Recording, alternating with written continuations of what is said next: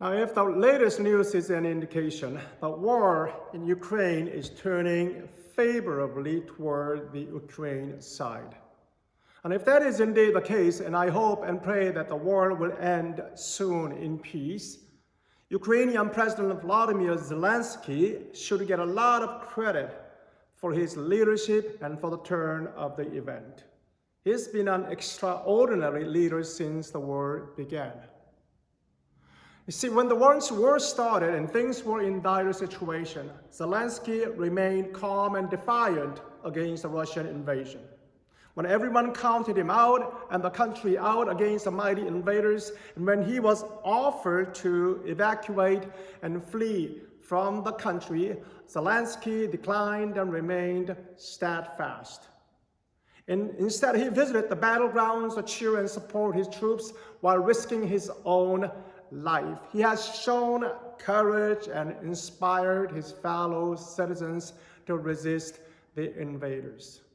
And at the same time, he was using social media as his diplomatic weapon, garnering worldwide support for his country in the war. His leadership since the war's beginning has been heroic and inspirational. Some people compared him to the greatest wartime hero, Winston Churchill. Zelensky has indeed been a great leader who rose to an occasion when the country needed a leader in times of crisis. You see, that's what you want and expect from your president or your leader, especially during a crisis. You want your leaders to be calm and courageous to face the enemy at the battle line, even risking their own lives. You want your leader or king to rise to an occasion and face a challenge head on, to be an inspiration to your people. That's how you honor your people, your position as a leader, and your place in the world. In today's text from 2 Samuel, chapter 11 and 12, we see a totally different leader. A mighty king, but a cowardly leader who was acted to dishonor his people, his kingship, and ultimately his God. But of course, we're talking about King David. 2 Samuel chapter 11 and 12 is about the story of King David and Bathsheba. We know the story well. The story begins with King David choosing to stay home in Jerusalem. At the same time, he sent the rest of the Israelite army to fight other nations and kings. So David is relaxing and walking on the palace roof when he sees a beautiful woman bathing on her roof. David was immediately drawn to her and sent messengers to find out who she was. The messengers returned and told David that her name was Bathsheba, the daughter of Eliam and the wife of Uriah. Now, despite David knowing that she was married, he sent for her, slept with her, and sent her away afterward. David committed adultery. Well, everything seemed okay until he got Bathsheba's message that she was pregnant. Now there was a problem.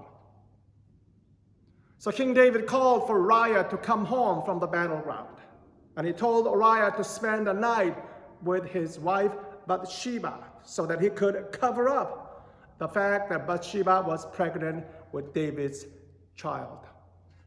However, Uriah refused to sleep with his wife while his fellow men were off fighting. Well, that didn't please the king. David was filled with anger that his plan did not work. So he decided to kill Uriah. So when Uriah returned to war, King David sent a note to the army commander with instructions to put Uriah at the battle front line and to withdraw so that he would die. So they left Uriah and some other Israel soldiers to the battle front line, and they withdrew, leaving them alone. So Uriah and the Israel soldiers who accompanied him killed by the enemy soldiers. And afterward, they sent the news that Uriah was killed in the battle line to king. Upon hearing the news, Bathsheba mourned her husband's death, and after the mourning period, King David brought her to be his wife. So now everything seemed to be okay for David. But then the Bible said the thing that David had done displeased the Lord. So the prophet Nathan visited King David under the order of God and told the story about a wealthy man who robbed the poor man's lamb to prepare a meal for his guest. This story angered David, and he wanted to know who that rich man was so he could punish him.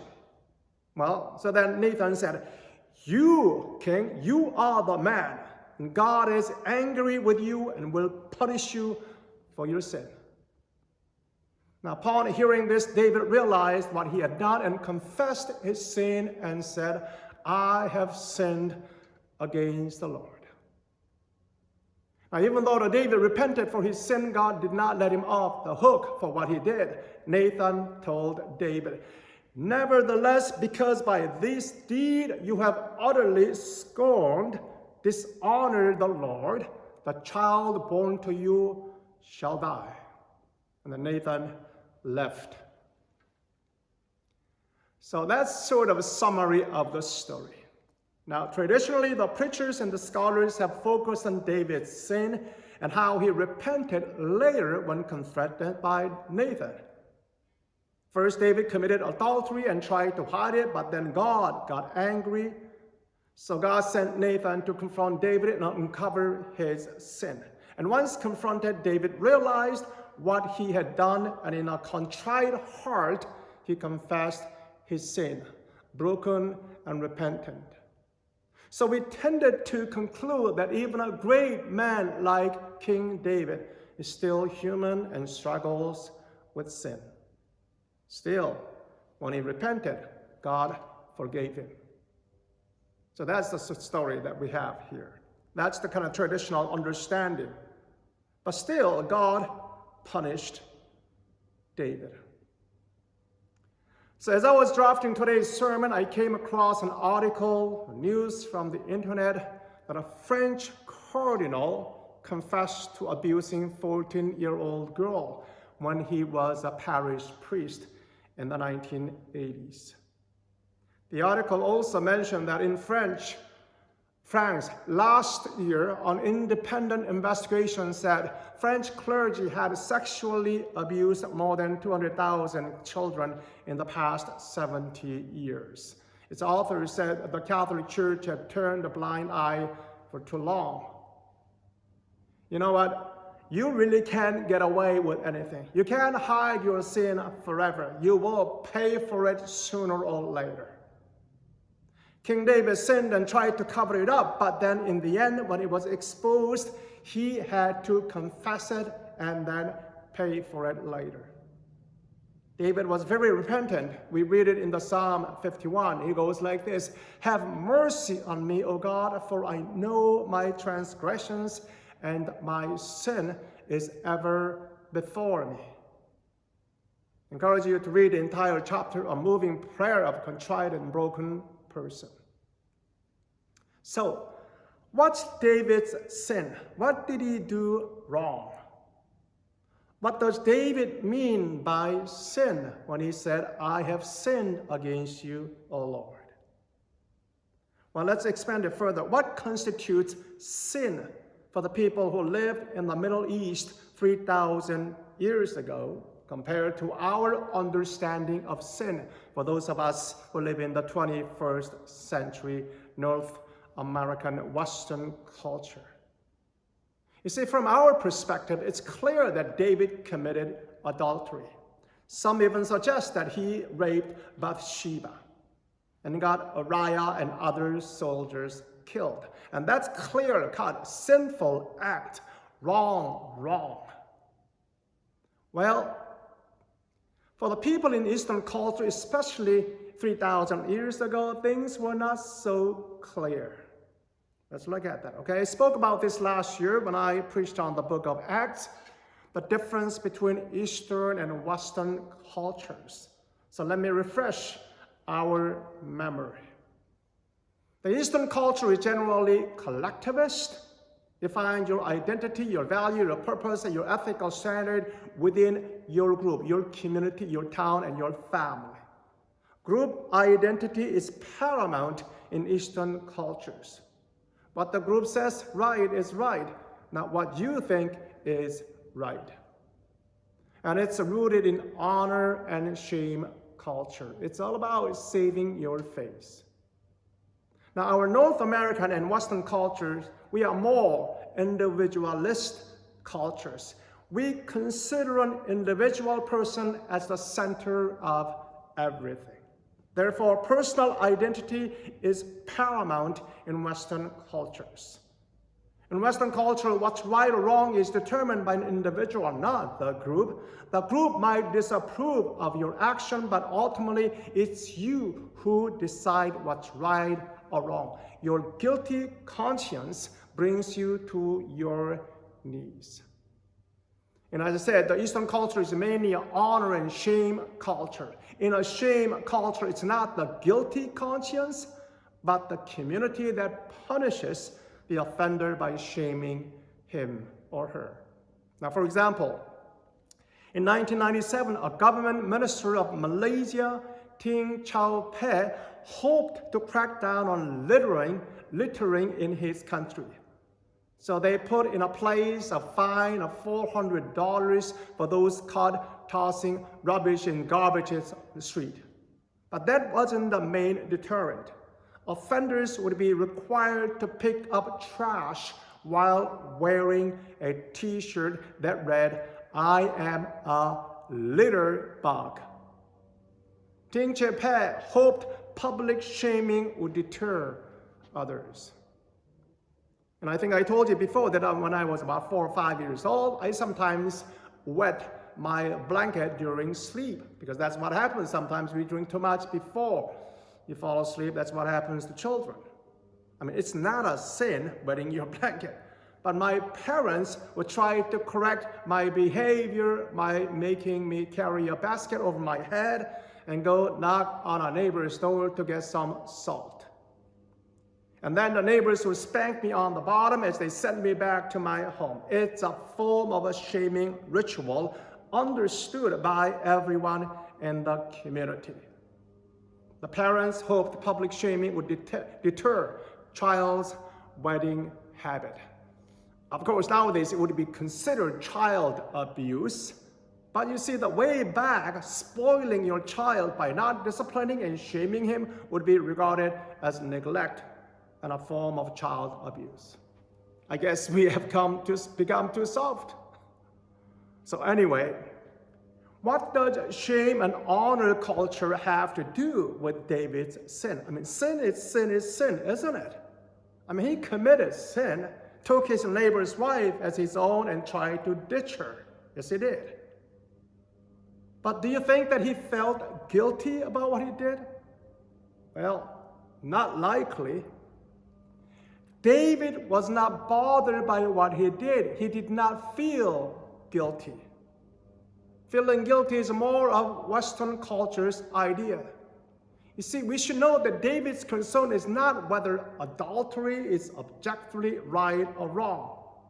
He doesn't appear to be nursing a guilty conscience. While in our Western culture, a guilty conscience can go without being said, in David's culture, honor and shame did not need to be stated overtly. The hints and innuendos were sufficient. David's concern was not soothing a guilty conscience, but protecting his honor as king. You see, David did not try to hide his sin, his adultery. Everyone in the castle knew what David did. It was done discreetly, but was not a secret to messengers and others in the castle. The gossip would spread like wildfire, and everyone in the castle would know by the next day. And it was not what David tried to do. David was not try to feel guilty about it, but he was trying to save his face, to protect his honor as a king. It was not a big deal for a king to take or seize whatever he wanted. It was customary for Mediterranean kings merely to seize whatever they wanted. So as a king, David was in his right to take Bathsheba. Now things got out of control once he learned that Bathsheba was pregnant, so he did what the king or other men would have done to remedy the trouble: pay her husband. Now it's inconceivable for today's Western culture people even to imagine. About 3,000 years ago in Eastern cultures, women were properties of men. We must know that in the ancient world, a man taking a married woman was viewed as violence against the husband, not against the wife. So David tried to save his face and protect his honor as a king. Why did David kill Uriah? Well, Uriah did not play along with David by letting him off the hook to save his face, to honor the king. Uriah's response shamed David. First, Uriah notes that everyone, with one exception, was where they were supposed to be, in the field with the army. Uriah said to David, "The ark and Israel and Judah are staying in tents, and my commander Joab and my Lord's men are camped in the open country. How could I go to my house to eat and drink and make love to my wife? As surely as I live, I will not do such a thing." Even God, symbolized by the ark, was there. Everyone was there except, that is, but David. Second, Uriah notes the one in the field commanding the army doing David's job was Joab, not David. This was all the more poignant because Uriah was a paid soldier, a high-tide mercenary. He has less reason to fight for Israel than David had. And lastly, Uriah indicates to David that he knows exactly what David wants, and he would not cooperate and make love to my wife, he said. David tried to save his face and offered Uriah to play along. "Hey, Uriah, will you save my face, keep my honor?" And paid him a gift, which was a proper thing, to pay a gift for husband. While Uriah would not give David an honorable way out of his mess. So David takes the low road. He refuses to pay Uriah to divorce his wife. Instead, he arranges for Uriah to be killed. Uriah failed to play along with David and failed to honor David, and David retaliated. So Uriah is dead along with other soldiers, and David brings Bathsheba to the castle, and everything seemed to be normal. David saved his face, kept his honor. And there was no further recourse. All parties were satisfied or silenced. No one would confront David for what he had done. Everyone is satisfied except the Lord. Note how the narrator words it in the scripture. It says, "After the time of mourning was over, David had her Bathsheba brought to his house, and she became his wife and bore him a son. But the thing David had done displeased the Lord." It's in 2 Samuel chapter 11, verse 27. God did not play along with David. Although David had acted appropriately according to the broader cultural standards of his day, God held him to a higher moral standard. God was not pleased with what David had done. In other words, David dishonored God, and God was ashamed of what David did. So David sinned against God, dishonored his people, and dishonored his kingship. God did not care for saving David's face. God made sure that David paid for what he had done. Although God forgave David, he had to live the rest of his life in disgrace. What David has done was the beginning of his downfall as a king and his kingship. He had to endure witnessing the public shaming of his daughters and rape by his own son. David dishonored God, and God discharged David in dishonor. And he lived the rest of his life in disgrace.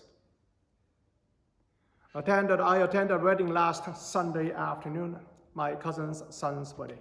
See, when I officiate weddings, I always emphasize one thing above all. Will you honor your spouse for the rest of your life?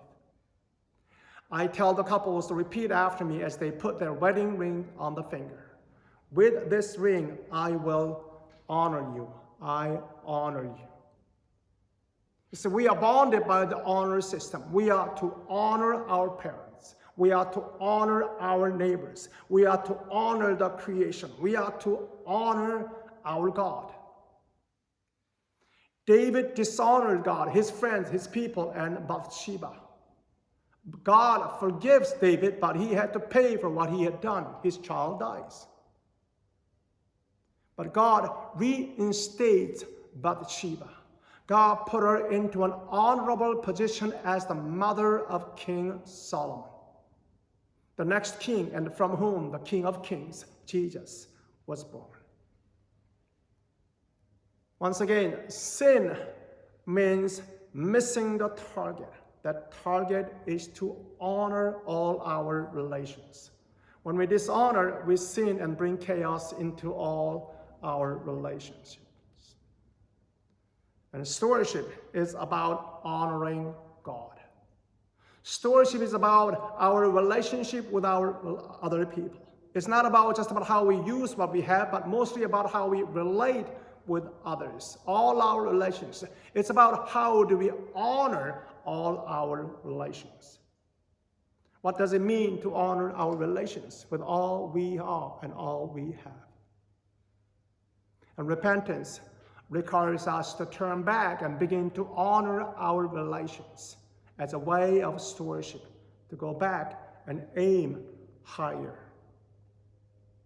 So how do we honor God in our church? How do we honor others?